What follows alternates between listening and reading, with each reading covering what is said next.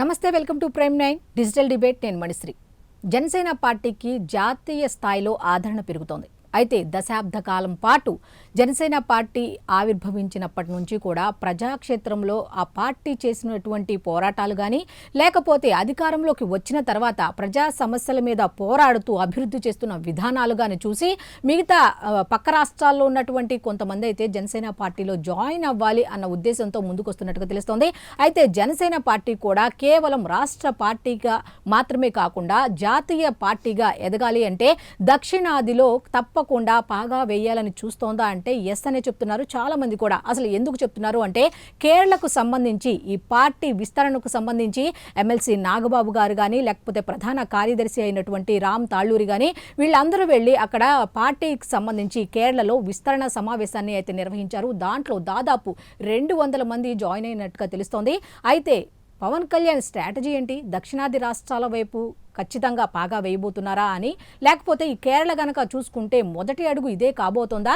Next ఇటు కర్ణాటక కానీ, లేకపోతే మిగతా రాష్ట్రాలకు సంబంధించి ఇష్యూ ఏం జరుగుతుంది, అక్కడ కూడా అదే ప్లాన్లో ఉన్నారా అనే అంశాల మీద చర్చిద్దాం.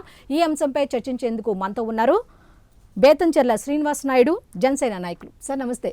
నమస్తే సార్, ఇప్పుడు జాతీయ స్థాయిలో ఒక ఓవరాల్గా చూసుకుంటే పవన్ కళ్యాణ్ ఇప్పుడు జనసేన పార్టీ అనే దానికన్నా కూడా ఢిల్లీలో కూడా పవన్జీ పార్టీ అంటేనే చాలా మందికి తెలుస్తుంది. అక్కడ పార్టీ కన్నా కూడా వ్యక్తి పేరు బాగా ప్రమోట్ అయిపోయింది. మరి ఇటువంటి స్థాయిలో మరి జాతీయ స్థాయికి ఆల్రెడీ అంత దృష్టి ఉన్నప్పుడు పార్టీని కూడా అదేవిధంగా బలోపేతం చేయాల్సిన అవసరం అయితే ఉంది. సో ఈ నేపథ్యంలోనే ముందు కేరళలో, ఇప్పుడు ఎలాగో ఆంధ్రాలో, నెక్స్ట్ మన ఇక్కడ తెలంగాణకు సంబంధించి విస్తరించి ఉంది కాబట్టి అందరికీ నోటెడ్ కాబట్టి, నెక్స్ట్ కేరళలో కూడా మొన్న విస్తరణ సమావేశాన్ని అయితే నిర్వహించారు. అయితే దీన్ని బట్టి చూస్తే మొదటి అడుగుగా జాతీయ స్థాయికి సంబంధించి మొదటి అడుగుగా దీన్ని మనం అనుకోవచ్చు అంటారా? ముందుగా ప్రైమ్ 9 ప్రేక్షకులకు నమస్కారం. మొదటగా పవన్ కళ్యాణ్ గారు మొన్ననే చిన్న ఆపరేషన్ జరిగింది. ఆపరేషన్ త్వరగా కోలుకొని ప్రజా జీవితంలో, ప్రజాసేవలో నూతనోత్సాహంతో పాల్గొనాలని చెప్పి తిరుమల వెంకటేశ్వర స్వామిని కానీ, మన కాణిపాకం విఘ్నేశ్వరుని కానీ, శ్రీశైలం మన్నలని, కొండగట్టు వీరాంజనేయ స్వామిని కోరుకుంటున్నాం. ఇప్పుడు మీరు చెప్పినట్టుగా ముందుగా మనం ఇతర రాష్ట్రాల్లో సరిహద్దులు దాటి విస్తరించేందుకు ప్రణాళికల్లో నడుస్తున్నాయండి. దీని ముందుగా మన పార్టీ యొక్క సంస్థాగత స్టార్టింగ్ నుంచి ఇప్పటి వరకు ఒక 5 నిమిషాలు మాట్లాడుకుంటే అంటే ఒక ఐడియా వస్తుంది మీకు కూడా. 2014లో మార్చి 14వ తారీఖున మన జనసేన పార్టీ స్థాపించడం జరిగింది. జనసేన పార్టీ 16 ఏళ్ల క్రితం స్థాపించినప్పుడే మా జనసేన యొక్క సిద్ధాంతాలని ఒక 7 సిద్ధాంతాలు మేము తయారు చేసామండి. వాటిలో మొదటిది కులాలను కలిపే ఆలోచన విధానం. అంటే ఇప్పుడు మేము ఈ సిద్ధాంతాలు మీరు ఒకసారి పరిశీలిస్తే జాతీయ పరంగా మొత్తం టోటల్ ఇండియాలో మా పార్టీని విస్తరించడానికి అనుగుణంగా ఉన్న ఈ 7 సిద్ధాంతాలండి. ఒకసారి వాటిని వింటే మీకు ఐడియా వస్తుంది. కులాలను కలిపే ఆలోచన విధానం. మనకి ప్రతి స్టేట్లో ఎక్కడ చూసినా కులం అని చెప్పి జరుగుతుంటుంది. కానీ కులాల మధ్యన కుమ్ములాట్లు వద్దు, మనందరం కలిసిపోయి ఒకటిగా ఉందామని చెప్పి ఆలోచన విధానం ఒకటండి. రెండోది మతాల ప్రస్తావన లేని రాజకీయం. మతాలను ఎక్కడ మన మతాన్ని మనం గౌరవించుకోవాలి, అట్లానే పరమతాన్ని కూడా మనం గౌరవించాలనేది మా పవన్ కళ్యాణ్ గారి ఆశయం. రెండోది భాషలను గౌరవించే సంప్రదాయం. సంప్రదాయం గౌరవంటే ఇక మనకి ఇప్పుడు సహజంగా మీరు తమిళనాడు వెళ్తే కాస్త అంటే హిందీ అంటే వాళ్ళు కాస్త ఇష్టపడరు, ఇదవుతారు. అట్లా కాకుండా మా విధానం ఏంటంటే అండి, ఎక్కడికి వెళ్ళినా అక్కడ ఉన్న భాషలను గౌరవించాలి. ప్రతి భాష వాళ్ళకి తల్లి లాంటిది. ఇప్పుడు మనకి తెలుగు ఎలా తల్లి లాంటిదో అట్లానే వాళ్ళకి తమిళ్ తల్లి, హిందీ వాళ్ళకి హిందీ ఇది ఎవరి లాంగ్వేజ్ వాళ్ళకి తల్లి అంటుంది. అందుకని భాషలను గౌరవించే విధానం ఒకటండి. అలాగే సంస్కృతులను కాపాడే సమాజం. ప్రతి ఒక్క స్టేట్కి వాళ్ళ ఓన్ సంస్కృతి అని ఉంటుంది. ఆ సంస్కృతుల్ని మేము కాపాడాల్సిన బాధ్యత యాజ్ ఎ పార్టీ లీడర్గా మా పవన్ కళ్యాణ్ మీద ఉంటుంది, యాజ్ ఎ కార్యకర్తగా మా మీద ఉంటుంది. వాటిని కూడా కాపాడే ఇది ఉంటుందండి. ఇంకోటి ప్రాంతీయతావాదాన్ని విస్మరించే జాతీయవాదం. మనం ఆంధ్రకేస్ పరిమితం కాదు, ప్రాంతీయవాదాన్ని రెచ్చగొట్టకుండా అందరినీ కలుపుకొని జాతీయవాదంతో ముందుకెళ్లాలనేదే మా యొక్క ఆలోచన. ఇంకోటి అవినీతి నిర్మూలన. అవినీతి నిర్మూలన అనేది సహజంగా ఇక మీకు ఎక్కడికి వెళ్ళినా అవినీతి అని ఉంటుంది. వాటిని నిర్మూలించడం యొక్క మా యొక్క ధ్యేయం. పర్యావరణ రక్షణ. పర్యావరణ రక్షణ అనేది ఇప్పుడు చూస్తూనే ఉన్నారు, ఇప్పుడు ఉండే ఈ పొల్యూషన్ కానీ అది కానీ ఈ 7 పాయింట్లో ఎక్కడ చూసినా ప్రాంతీయవాదం అనేది ఎక్కడ కనపడదండి. అంటే ఈ 7 పాయింట్లో మనం ఏ స్టేట్కి వెళ్ళినా మొత్తం ఆల్ ఓవర్ ఇండియా తిరిగినా ఈ 7 పాయింట్లు వర్తిస్తాయి. ప్రతి స్టేట్కి 7 పాయింట్లు వర్తిస్తాయి. వాటిని పవన్ కళ్యాణ్ గారు ఎంతో ముందు దృష్టితో, ఎంతో విజన్తో 12 ఏళ్ల క్రితమే ఈ 7 పాయింట్లు తయారు చేశారు జనసేన పార్టీ. అంటే ఈ ఎక్కడికి వెళ్ళినా మనం మార్చక్కర్లా. మన కర్ణాటక వెళ్ళామని చెప్పి అక్కడ విధంగా మార్చక్కర్లేదు, ఢిల్లీలో మార్చక్కర్లేదు. ఇవన్నీ 7 పాయింట్లు ఓవరాల్గా దేశవ్యాప్తంగా తీసుకుంటే కామన్గా ఉండేవి. అంటే ఆ ఆలోచన అప్పుడే ఉంది సార్కి. కాకపోతే ఏంటంటే ఎవరికి తెలియదు, చిన్నగా ఒకటి 1 by 1 అని వస్తుందండి. ఇక నెక్స్ట్ చూసుకుంటే మొన్న మహారాష్ట్ర ఎలక్షన్లో పవన్ కళ్యాణ్ వెళ్ళారు. ఆయన వెళ్ళి విస్తూరంగా ప్రచారం చేశారు. ఆయన ప్రచారం చేసిన ప్రతి చోట భారీ మేరట గెలిచారు. అక్కడే సనాతన ధర్మాన్ని సారు ఎలుగెత్తి చాటం జరిగింది. సనాతన ధర్మం గురించి అందరికి తెలిసింది. అలాగే మొన్న కేరళలో అక్కడున్న నాయకులు కొంతమంది ఆహ్వానం మీద మన ఎమ్మెల్సీ నాగబాబు గారు కానీ రామ్ గారిని వెళ్ళటం జరిగింది. అక్కడ 200 మంది కార్యకర్తలు మన దాంట్లో చేరారు. మంచిగా మీటింగ్ జరిగింది. 10 ఏళ్ల నుంచి మనం ఇక్కడ చేసిన పోరాటం వల్ల కానీ, ఇప్పుడు అధికారంలో వచ్చిన తర్వాత మనం చేసిన డెవలప్మెంట్ వల్ల కానీ ఆకర్షితులై పవన్ కళ్యాణ్ స్వచ్ఛమైన మనిషి, తెల్లటి కాగితం లాంటి వారు, అతని మీద ఎలాంటి మచ్చలేదు, ఇలాంటి నాయకుడే మన దేశానికి అవసరమని గుర్తించిన ప్రతి వాడు పవన్ కళ్యాణ్ గారిని సమర్థిస్తారండి.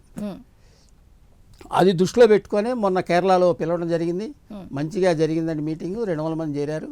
మళ్ళీ వచ్చే వారం కూడా మళ్ళీ ఉంది, అప్పుడు కూడా వెళ్తున్నారు. అప్పుడు సుమారు 500 మంది దాకా చేరే అవకాశం ఉంది. ఓకే. అంటే ఇప్పుడు మీరు ఇందాక అన్నట్టు ఒక 200 మంది జాయిన్ అయ్యారు అంటున్నారు కదా.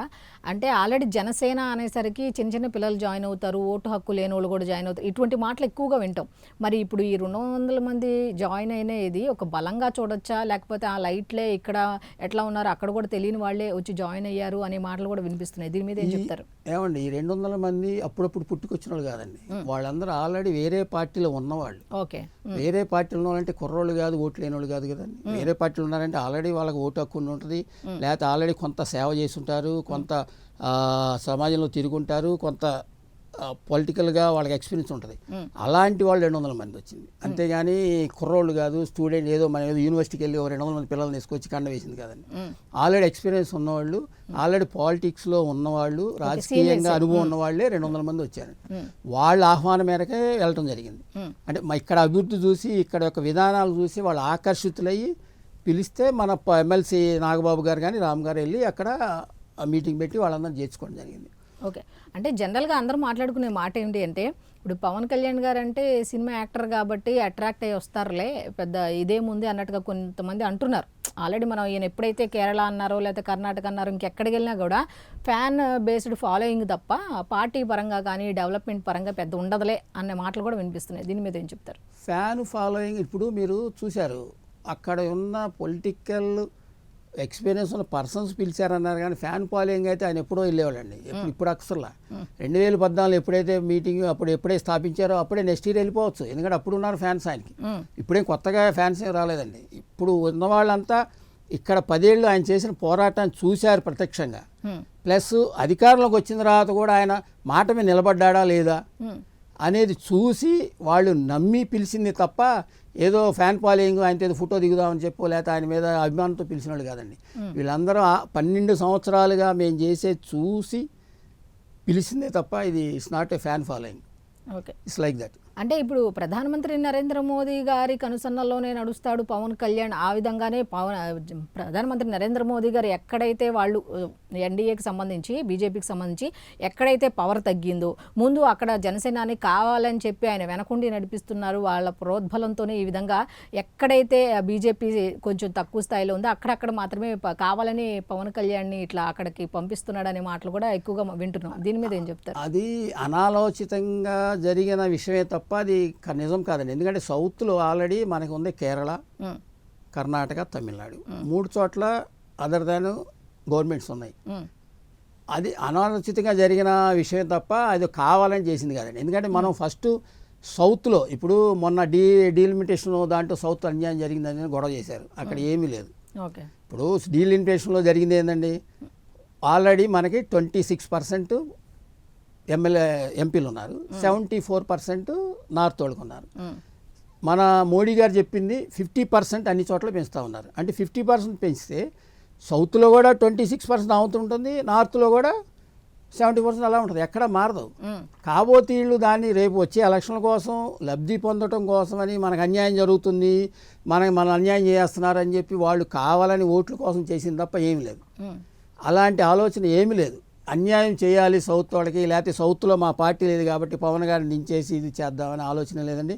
ఆల్రెడీ అక్కడ ఉన్నవాళ్ళు ఇంట్రెస్ట్తో పిలిచారు కాబట్టి పవన్ కళ్యాణ్ వెళ్ళారు తప్ప ఏదో మోడీ గారు చెప్పారని వెళ్ళటం అనేది 100% రాంగ్ అండి. ఓకే, ఇప్పుడు మీరు డీలిమిటేషన్ గురించి చెప్పారు కాబట్టి డీలిమిటేషన్కి సంబంధించి దక్షిణాది రాష్ట్రాలకు అన్యాయం జరుగుతుందని చెప్పి ఇటు కర్ణాటక, కేరళ, ఇటు తమిళనాడు, ఇవన్నీ ఈవెన్ తెలంగాణ కూడా అందరూ రియాక్ట్ అయ్యారు. కానీ పవన్ కళ్యాణ్ కానీ సీఎం చంద్రబాబు నాయుడు కానీ కనీసం ఆల్రెడీ దీనికి ఈ టాపిక్ వచ్చిన వెంటనే చెన్నైలో మీటింగ్ కూడా పెడితే కనీసం దానికి కూడా అటెండ్ అవ్వలేదు అలా అనుకుంటున్న ఈ టైంలో ఇప్పుడు 4 రాష్ట్రాలు కూడా గళమెత్తాయి, అసలు రివర్స్ వ్యతిరేకం మేము అన్నట్టుగా.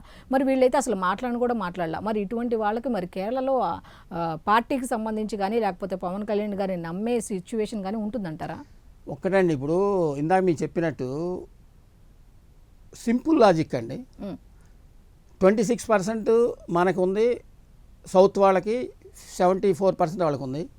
50% పెంచుతుంటే అది ఎక్కడ ఏ లెక్క చూసినా మీకు ఎక్కడ అన్యాయం జరుగుతుందండి? కాబోతే వాళ్ళు కోరుకునేది ఏంటండి, ఆ 50% పెంచుతా అనేది చట్టంలో చేర్చమని ఒక క్లాజ్ ఒకటి పెట్టమన్నారు. అదొక్కటి తప్ప అన్యాయం జరగటం అనేది ఏ కోశాన లేదు. ఏ చిన్నపిల్లలు ఏంటి చెప్తాడు 50% అందరికి పెంచుతున్నారు. రియల్గా అయితే మీరు ఒకటి ఆలోచించండి, జనాభా ప్రాతిపదికన గనక మనం చేస్తే 100% మనకు అన్యాయం జరుగుతుంది. ఎందుకంటే జనాభా మనకి అప్పుడు ఇందిరాగాంధీ గారు ఉన్నప్పుడు కుటుంబ నియంత్రణ అనేది చాలా ఆ టైంలో అప్పుడున్న పరిస్థితుల్లో కుటుంబ నియంత్రణ వచ్చింది.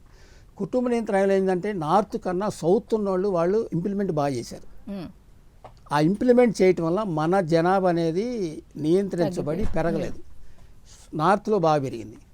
రియల్గా 2011 కానీ 2026 ఇప్పుడు జరుగుతుంది సెన్సస్, దీని ప్రకారం కనుక మనకి సీట్లు అలాట్ చేస్తే నిజంగా అన్యాయం జరుగుతుంది.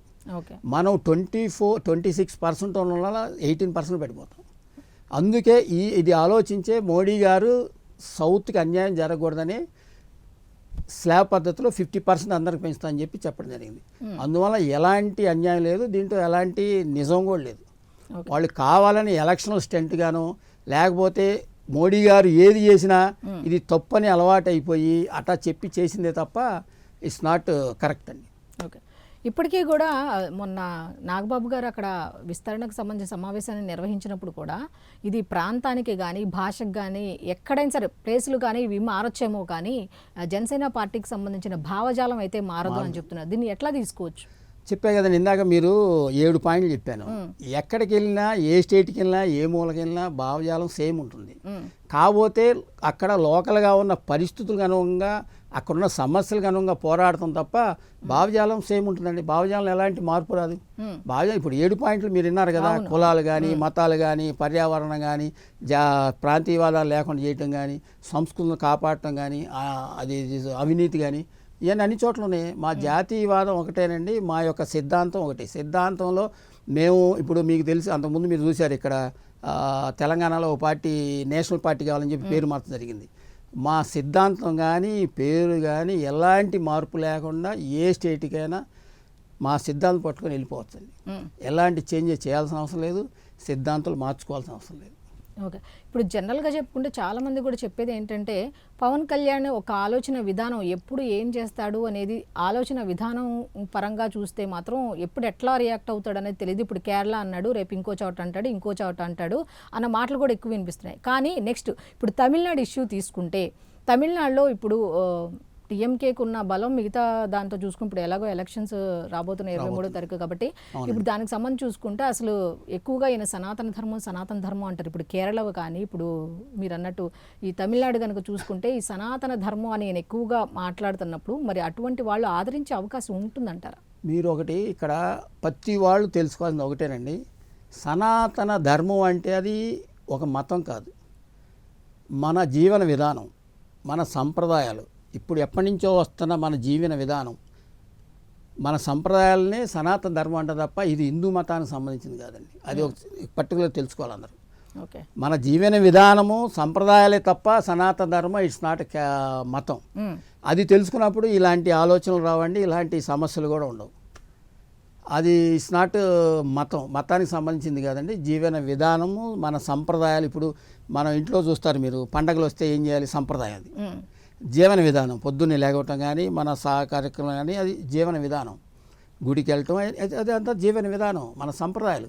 దానికన్నా మతానికి ఎక్కడ ఉందండి లింక్ అసలు? హిందూ మతం లేకపోతే ఇదని అదని it's not related to any Hindu మతం. ఇట్స్ అవర్ జీవన విధానం, మన సంప్రదాయం మాత్రమే సనాతన ధర్మం. ఓకే. ఇప్పుడు జాతీయ పార్టీ అంటే దక్షిణాది రాష్ట్రాల ముందు ఫోకస్ చేశారు కాబట్టి ముఖ్యంగా దాంట్లో గుర్తింపు పొందడానికి ఇప్పుడు దేశవ్యాప్తంగా పర్యటనలు జనసేన పార్టీ అధ్యక్షులు పవన్ కళ్యాణ్ గారు ఏ విధంగా మాకు ఆదేశాలు జారీ చేశారో ఆ ఆదేశాలకు అనుగుణంగానే మేము దేశవ్యాప్తంగా పర్యటనలు చేయబోతున్నాం అన్నట్టుగా కూడా నిన్న వాళ్ళ సమావేశానికి సంబంధించి మాట్లాడారు. దీన్ని ఎట్లా చూసుకోవచ్చు అంటే ఇక్కడ ఒకటండి, ఇప్పుడు పవన్ కళ్యాణ్ గారు ప్రాంతీయవాదాన్ని విస్మరించి జాతీయవాదంతో మెలగాలని చెప్పడం అనేది ఆయన మొదటి స్లోగన్. రెండోది, ఇప్పుడు కేరళలో మొన్న జరిగింది ఏంటంటే వాళ్ళు ఇంట్రెస్ట్ చూపించి మాకు అన్ని రాష్ట్రాల్లో మా పార్టీని చొచ్చుకుపోయే విధంగా ఆలోచన విధానం నడుస్తుంది. కానీ ఇప్పుడు కేరళ ప్రజలు ఒక అడుగు ముందుకేసి కేరళ నాయకులు మమ్మల్ని ఆహ్వానించడం జరిగింది. రండి ఇక్కడ మాకు మేము పవన్ కళ్యాణ్ గారి సిద్ధాంతాలు కానీ ఆయన ఆలోచన విధానం ఆయన వెళ్ళే ఇది కానీ మాకు నచ్చింది, మేము we are interest to join in our party అని పిలవటం వల్ల వెళ్ళటం జరిగింది. కానీ జాతీయ పరంగా మా పార్టీని బలోపేతం చేయడానికి ఆలోచనలు జరుగుతున్నాయి. వాటి యొక్క అడుగులు ముందుకేస్తాం. అది తొందరలోనే మీకు మా నాయకులు పవన్ కళ్యాణ్ గారు మీకు తెలియజేస్తారు. ఓకే. ఇప్పుడు కర్ణాటక వైపు కనుక మనం ఖచ్చితంగా చూసుకుంటే ఇప్పుడు అక్కడ బీజేపీ ఆల్రెడీ బలంగానే ఉంది. మరి ఇప్పుడు జనసేన కూడా అక్కడికి వెళ్ళి బలం అయితే మళ్ళీ రెండింటికి డిస్టర్బెన్స్ ఏమి రాదంటారా? ఎవరి ఓట్ షేరింగ్ వాళ్ళకు ఉంటుంది సార్. ఇప్పుడు బీజేపీ వేరు, జనసేన వేరు. జనసేన పవన్ కళ్యాణ్ మీద ఇప్పుడు ఇక్కడ హైదరాబాద్లో ఉంది, ఆంధ్రాలో మీరు చూసారు మన ఎలక్షన్ జరిగింది. బీజేపీ షేరింగ్ బీజేపీ ఉంటుంది, జనసేన షేరింగ్ జనసేన ఉంటుందండి. మీరు ఒకటి చూస్తే ఇప్పుడు మన ఉదాహరణకి కర్ణాటకలో మన తెలుగు వాళ్ళు 1,20,00,000 మంది ఉన్నారండి. ఓకే. 1,20,00,000 మందిలో మీరు 60 to 70% ఓటింగ్ ఉంటుంది. అంటే నియర్లీ 80 lakhs ఓటర్లు ఉన్నారు మన తెలుగు వాళ్ళు, పర్టికులర్ తెలుగు వాళ్ళు. మొన్న ఈ మన కాంగ్రెస్ గెలిచినప్పుడు వాళ్ళకి వచ్చిన ఓట్లు ఎన్నో తెలుసండి? 1,60,00,000. ఓకే. 1,60,00,000తోనే వాళ్ళు అధికారం మీదకి వచ్చారు. అంటే అరౌండ్ 42% వచ్చింది. మన 80,00,000 ఉన్నాయండి ఓట్లు మన తెలుగు వాళ్ళు, పర్టికులర్ తెలుగు వాళ్ళు. అంటే 50% అంటే వాళ్ళు మొన్న 1,60,00,000తో గెలిచారు కాంగ్రెస్. దాంట్లో 50% ఓట్స్ మన తెలుగు వాళ్ళు ఉన్నాయి. మనకు అవకాశం ఉంది అక్కడ. ఎందుకంటే అక్కడ మనకి సరైన లీడర్ లేక, ఇప్పుడు మనకి సరైన ఇప్పుడు మన వాళ్ళు నిజంగా అక్కడ ఉన్న రాజకీయ పార్టీలు దే షుడ్ ఫీల్ షేమ్. ఇక్కడ సరైన లీడర్ లేడు, సరైన నాయకత్వం లేదని చెప్పి ఆంధ్ర నుంచి తెచ్చుకోవాల్సిన అవసరం పడుతుంది వాళ్ళకి. అది దే షుడ్ ఫీల్ సేమ్. మనకి వీఆర్ హ్యాపీ టు సర్వ్. ఎందుకంటే నాకు ఆంధ్రప్రదేశే ముఖ్యం, ఆంధ్రాలో నేను ఉంటానే అదేం లేదు. మన జాతీయవాదికి ఇప్పుడు ఆయన మొదట అంటాడు నేను భారతదేశ పౌరుని మొదట, తర్వాతే ఆంధ్ర నివాసిని అంటారు. ఎప్పుడు నేను ఆంధ్రుడు ఎప్పుడన్నా ఆయన is first, is Indian, next only is in Andhra Pradesh. అందుకని ఎక్కడైనా ఎవరైనా వచ్చి ఇప్పుడు ఏ సమస్య, ఇప్పుడు మన పక్క ఊళ్ళో ఉన్న ఒక వ్యక్తి వచ్చి సమస్య ఉందని చెప్పినా ఆయన ముందుకెళ్తారు. కేరళ నుంచి వచ్చి వాళ్ళని మాకు కావాలి, మీలాంటి నాయకత్వం కావాలి, మీలాంటి లీడర్ కావాలి, ఇక్కడంతా అరాచకము ప్లస్ లంచగొండితనము పెరిగిపోయింది అన్నప్పుడు వెళ్ళటంలో తప్పే ఉందండి. It's not. ఇప్పుడు ఆంధ్ర ఇండియా అంతా మందే, anywhere we can go, we have right to gonna. Okay. జాతీయ పార్టీగా చేయటంలో తప్పేం లేదు. వాళ్ళు వచ్చి ఆహ్వానించారు, మా పవన్ కళ్యాణ్ గారి భావాలకు ఇష్టపడి సిద్ధాంతాలకు ఇష్టపడి వాళ్ళు పిచ్చారు, దాంట్లో తప్పే ఉంది. We can go and we can serve people. Okay. ఇప్పుడు జాతీయ స్థాయి అంటున్నారు. ఒక పక్క డిస్కషన్ ఉత్తరాది దక్షిణాది అని. మరి పవన్ కళ్యాణ్ గారి స్టాండ్ ఎట్ సైడ్ ఉంటుంది? మనం ఫస్ట్ సౌత్ నుంచే స్టార్ట్ చేయాలండి. ఎందుకంటే మన వాళ్ళని మనం ముందు గట్టిపరుచుకొని మన వాళ్ళని సుస్థిరపరచుకొని తర్వాత ఆటోమేటిక్గా చిన్నగా 1 by 1 వెళ్తాం. It takes time. అంటే చాలా మందికి ఉన్న డౌట్ అదే. సరే ఓకే, దక్షిణాది సైడ్ మీరు విస్తరించుకుంటూ వెళ్తారు, నెక్స్ట్ ఆ తర్వాత టార్గెట్ అటే ఉంటుంది, ఆ తర్వాత కానీ ఈయన స్టాండ్ ఎట్ సైడ్. స్టాండ్ అండి ఒకటే చెప్పాను, ఈజ్ ఇండియన్ ఫస్ట్. తర్వాతే ఆంధ్ర వాసి. అది కానీ ఇప్పుడు డిస్కషన్ అది కాదు కదా, ఉత్తరాది దక్షిణాది. ఇప్పుడు మొన్న కూడా డీలిమిటేషన్ అప్పుడు కూడా ఇదే డిస్కషన్. డీలిమిటేషన్ అనకు అనవసరమైన అరాతాంతం చేసి తప్ప ఏముందండి దాంట్లో అసలు ఏమీ లేదు. దాంట్లో అసలు ఎలాంటి అన్యాయం లేదు, ఎలాంటి ప్రాబ్లం లేదు. ఓన్లీ వన్ థింగ్ ఏంటంటే వాళ్ళు మోడీ గారు ఏదైతే 50% ప్రకారం పెంచుతున్నారో దాన్ని కూడా చట్టంలో చేర్చుకున్నారు. అది ఒక్క చిన్న లైన్ తప్ప వేరే రకంగా ఏ ప్రాబ్లం లేదు. ఓకే, ఇప్పుడు ఆల్రెడీ చాలామంది అనుకున్న వర్డ్ ఏంటి అంటే, ఇప్పుడు ఆంధ్రప్రదేశ్లోనే కేవలం 21 సీట్లే కదా, అసలు ఏం బలం ఉందని చెప్పి మళ్ళీ కేరళకి వెళ్ళాడు ఆయన అనే మాట కూడా వినపడుతుంది. దీని మీద ఏం చెప్తారు? 21 సీట్లు అంటే మీకు ఇక్కడ మీకు చిన్న ఒక మన పవన్ కళ్యాణ్ గారి డైలాగ్ ఒకటి చెప్తా. ఎక్కడ నెగ్గాలో కాదు ఎక్కడ తగ్గాలో తెలిసినోడే నాయకుడు. ఆ రోజు 5 సంవత్సరాల నుంచి మన యొక్క గవర్నమెంట్, పాత గవర్నమెంటు మన ఆంధ్రప్రదేశ్ని విధ్వంసానికి, అరాచకానికి నిలయంగా మారింది. ఈ టైంలో వాళ్ళని ఎల్లగొట్టాలంటే మనం నా సీట్ల కోసం, నా సొంత లాభం కోసం, నా సొంత ఈగోని సాటిస్ఫై చేసుకోవడం అని పోరాడి దేశాన్ని అట్టాన్ని అదే పరిస్థితిలో ఉంచడానికి ఇష్టం లేదు. అందుకని ఆయన త్యాగం చేశారు. అంతేగాని ఆయన 21 సీట్లు, ఆయన కెపాసిటీ 21 సీట్స్ కాదండి. అంటే వాళ్ళు ఫీల్ అయ్యేది ఏంటంటే ఇప్పటికీ ఆంధ్రాలో జనసేనకి బలం లేదు, ఇంకా కేరళకి ఎందుకు వెళ్ళాడు అయినా అన్నట్టుగా మాట్లాడుతున్నారు. ఏమండి మీకు ఎలక్షన్ ముందు ఒక మాట అంట, ఒక్కోళ్ళు అంటారు అసలు ఆయన గేటు కూడా తాకలేడు, గేటు కూడా తాకనేమో, అసలు ఆయన ఒక సీటు కూడా గెలవలేడు అన్నారు. ఎంతోమంది అన్నారు. ఆయన నవ్వి ఊరుకున్నాడు. ఇప్పుడు మనం రోడ్డు మీద వెళ్తుంటే ఎన్నో అరుస్తుంటాయి, వాటిని మనం ఏంటి ఏమలేం కదండి. ఆయన ఒకటే చెప్తాడు, సమాధానం చేసి చూపిస్తాడు తప్ప మాటలు ఎప్పుడు చెప్పడు.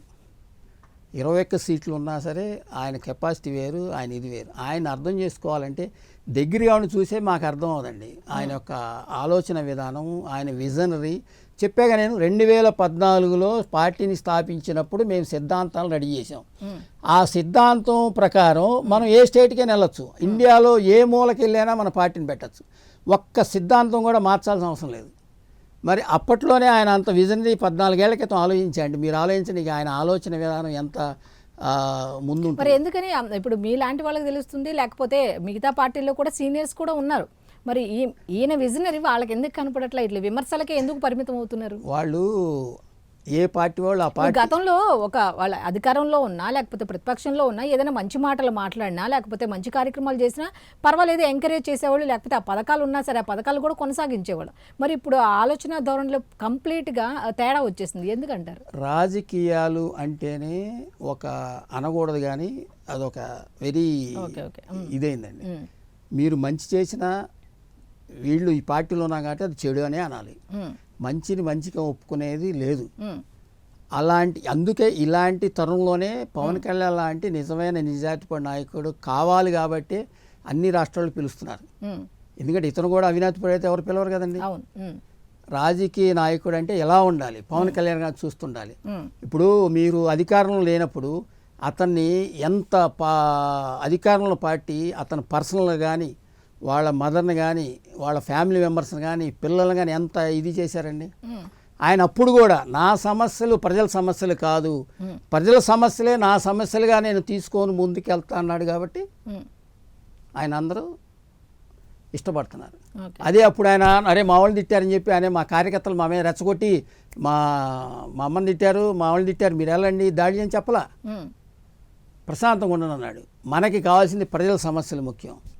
ప్రజల సమస్య మన సమస్య తప్ప మన సమస్య ప్రజల సమస్య కాకూడదు అని చెప్పాడు మాకు. ఓకే, అందుకే ఆయన మహానీయుడయ్యాడు.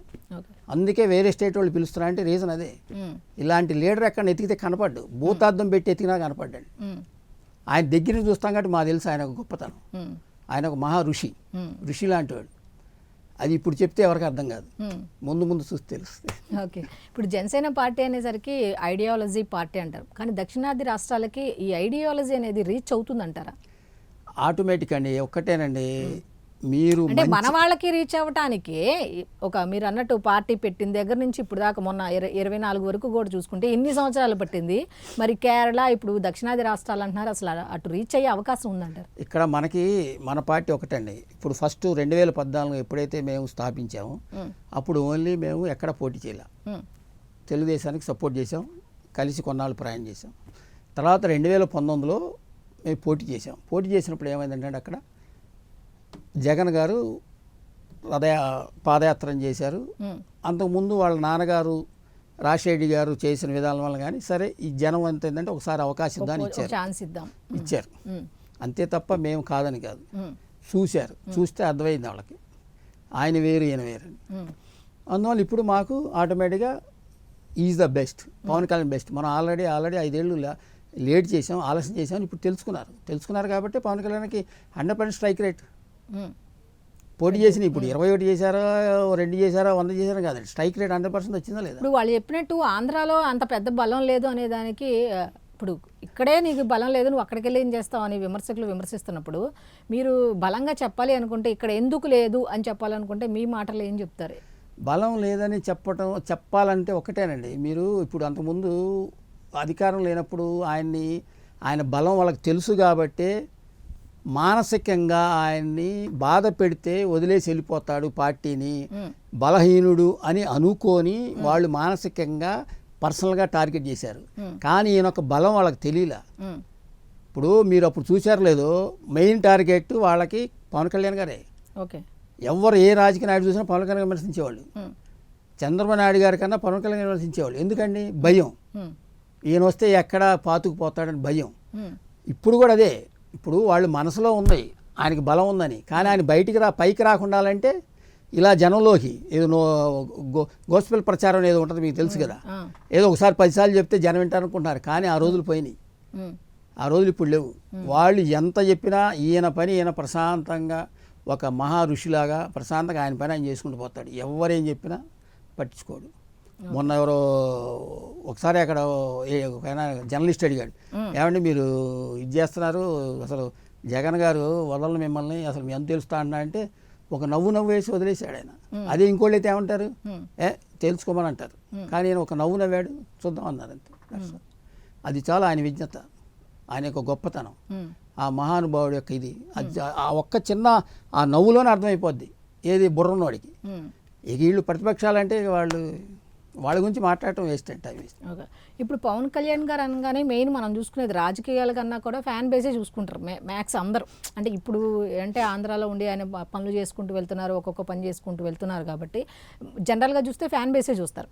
మరి ఫ్యాన్ బేసే రాజకీయంగా మలుచుకోవాలన్న స్ట్రాటజీలోనే ఫస్ట్ ఆ దిశగానే పవన్ కళ్యాణ్ ఒక్కొక్క అడుగు వేస్తూ ఇప్పుడు కేరళలో అడుగు పెట్టారా అనే డౌట్ కూడా ఉంది. దీని మీద ఏం చెప్తారు? ఫ్యాన్ బేస్ కూడా అది ఒక part, it's not full, it's totally full fan base మీద ఆధారపడలేదు. కాకపోతే ఫ్యాన్ అనేవాళ్ళు మీకు తెలుసు, మీరు ఎక్కడైనా ఏ పార్టీ అయినా మీటింగ్ పెడితే బిర్యానీ పొట్లాలు ఇవ్వాలి, డబ్బులు ఇవ్వాలి కానీ రారు.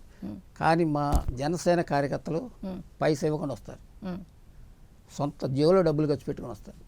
వాళ్ళు ఫ్యాన్ అంటే అలాంటి ఫ్యాన్స్ వదులుకోవడానికి ఇష్టం లేదు. వాళ్ళకి ఓటు ఉందో లేదో ఎప్పుడు చూడలే ఆయన. వాళ్ళు నా కోసం పరామం పెడుతున్నారు, నా కోసం వస్తున్నారు. I give respect to them. అలాగే ఇప్పుడు వాళ్ళు నా కోసం వస్తున్నారనే మాట మీరు అన్నారు కాబట్టి నేను అడుగుతున్నా, జనరల్గా చూస్తే ఇప్పుడు పవన్ కళ్యాణ్ గారిని కలవాలని ఎంతోమంది అనుకుంటారు కదా, మరి అలాంటి టైంలో కనీసం వాళ్ళని పట్టించుకోవట్లా. ఇటు ఆంధ్రాలో ఉన్న వాళ్ళకే, ఎప్పటి నుంచో ఎదురు చూస్తున్న వాళ్ళకే ఏదో అంటారు దిక్కు దేవడం లేదు అన్నట్టుగా. అంటే నేను జనరల్గా అందరి టాక్ నా ద్వారా మీకు వినిపిస్తున్నా అనుకుంటారు. అలాంటిది కేరళలో ఇప్పుడు అక్కడెళ్ళి మాట్లాడి డిస్కషన్ చేసి ఒకవేళ పార్టీ విస్తరణకి కనుక వస్తే వాళ్ళు కొంతమంది జాయిన్ అయితే వాళ్ళకు కూడా ఆయన కలవాలనే ఉంటుందిగా. ఇక్కడున్న వాళ్ళకే ఏమి లేదు, ఇంకా అక్కడ ఉన్న వాళ్ళకి న్యాయం ఏం చేస్తారనే టాక్ కూడా ఉంది. ఇక్కడ మన అభిమానుల యొక్క అభిమానాన్ని తట్టుకోవడం చాలా కష్టం అండి. ఇక్కడ మన అభిమానాన్ని తట్టుకోవటం, భరించడం చాలా కష్టం. అది ఆయనకి తెలుసు. అభిమానులను ఎప్పుడు ఆయన రెస్పెక్ట్ ఇస్తాడు, 100% ఇస్తాడు. కానీ వాళ్ళు అభిమానంతో చూపించే ప్రేమను చూసారా, ఆ ప్రేమను తట్టుకోవడం అనేది అసలు ఎవరి వల్ల కాదు. అలాంటి అభిమానులు ఆయనకున్నారు. మీరు ఎక్కడైనా చూడండి, ఎవరికైనా ఏ హీరోకైనా ఇతనుకున్న పవన్ కళ్యాణ్ గారికి ఉన్న అభిమానికి వాళ్ళకి చాలా తేడా ఉంటుంది. వీళ్ళు ప్రాణం పెడతారు, వాళ్ళు ఆ సినిమా వరకే చూస్తారు. ఆ తేడా ఉంది. ఇంకోటి, అభిమానుల్ని కలవకూడదనో లేకపోతే అభిమానులు చేయకూడదని ఎక్కడ లేదండి. ఆయన ఇప్పుడు పార్టీ ఆఫీస్కి ఎప్పుడైనా వెళ్ళిపోవచ్చు. ఆయన ఉన్నప్పుడు టైం కుదిరితే చేస్తాడు. ఎందుకంటే ఇప్పుడు ఇదివరకంటే ఓకే ప్రజాక్షేత్రంలో ఉన్నారు కాబట్టి ఓకే కుదురుతుంది. ఇప్పుడు ఆయన ఈజ్ ఏ మినిస్టర్, ప్రజలకు బాగోగులు చూడాలి, ఆంధ్ర అంతా చూసుకోవాలి.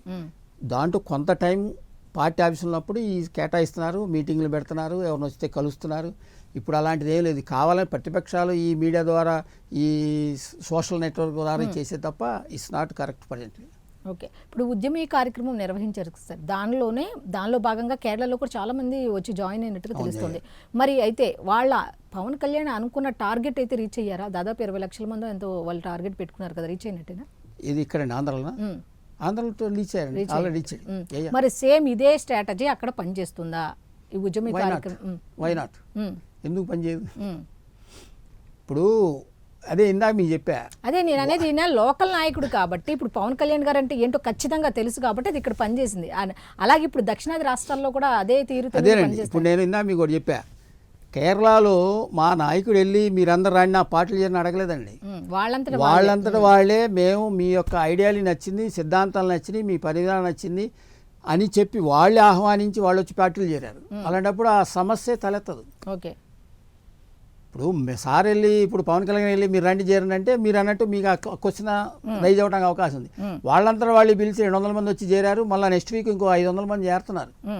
ఎందుకంటే ఫస్ట్ ట్రిప్గా 200 మంది జాయిన్ అయ్యారు. నెక్స్ట్ వీక్ రామ్ గారు వెళ్తున్నారు, మన నాగబాబు వెళ్తున్నారు తెలియదు, కానీ next week joining 500 people. Okay, plus ఈ వీకెండ్లో కర్ణాటకలో కూడా జాయినింగ్స్ ఉన్నాయి. ఓకే, రామ్ గారు వెళ్తున్నారు. అది డీటెయిల్స్ ఇంకా రాలేదు, డీటెయిల్స్ వస్తే దాన్ని వీళ్ళు. ఓకే, చివరిగా సార్ ఇప్పుడు కర్ణాటక కానీ తమిళనాడు విషయం తీసుకుందాం. ఇప్పుడు కర్ణాటక కూడా మీరు మాట్లాడేశారు, తమిళనాడు తీసుకుంటే తమిళనాడులో కూడా అంత ఈజీగా వచ్చి జాయిన్ అవుతారంటారా? అక్కడ విధానం కానీ అదంతా డిఫరెంట్గా ఉంటుంది కాబట్టి అక్కడ అదేనండి. ఇప్పుడు ఎట్లా ఉంటుంది అంటే అండి, ఒక చోట ఒక రోజు పడితే ఒక రోజు 10 రోజులు పడింది.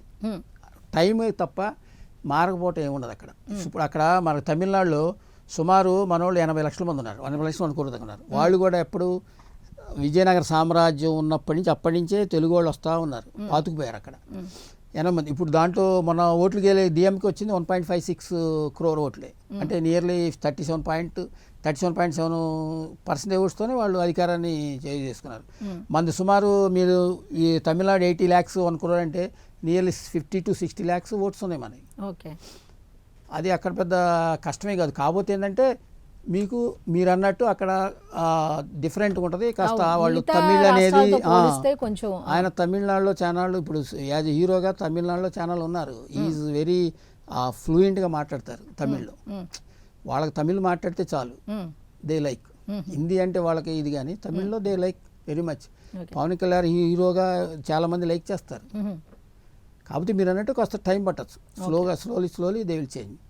బట్ కేరళ కర్ణాటక మాత్రం ఇమీడియట్గా మనకి వస్తుంది. ఓకే, ఇప్పుడు కేరళలో ఎట్లాగో అడుగు పెట్టారు కాబట్టి మొత్తానికి దగ్గరలోనే ఉందంటారా జాతీయ స్థాయి పార్టీ అనేసరికి? దక్షిణాదిని ఏలేసి ఆ తర్వాత నెక్స్ట్ టార్గెట్ ఆటోమేటిక్గా జాతీయ పార్టీ అయిపోతుంది కదండి. ఓకే, ఓకే, ఇప్పుడు ఒక స్టేట్ ఇంకో స్టేట్కి వెళ్ళి ఇదైతే జాతీయ పార్టీ ఆటోమేటిక్గా అయిపోతుంది. ఓకే, ఓకే, అదే చెప్పే కదా, ఇప్పుడు మన జీతపాట అవ్వడానికి మాకు ఏది చేంజ్ చేసుకోవాలని అవసరం లేదు. మా సిద్ధాంతాలు మారు, పిలుస్తున్నారు. మా సిద్ధాంతాలు మారు, మా పేరు మారదు. అదే పేరుతో అదే సిద్ధాంతాలతో మేము జాతీయ పార్టీకి వెళ్ళటంలో ఎలాంటి సందేహం లేదు. ఓకే అండి, ఓకే, థ్యాంక్ యూ మేడం. చూశారు కదా, ఇది ఈనాటి డిజిటల్ డిబేట్. మళ్ళీ రేపటి డిబేట్లో కలుద్దాం. అంతవరకు సెలవు, నమస్కారం.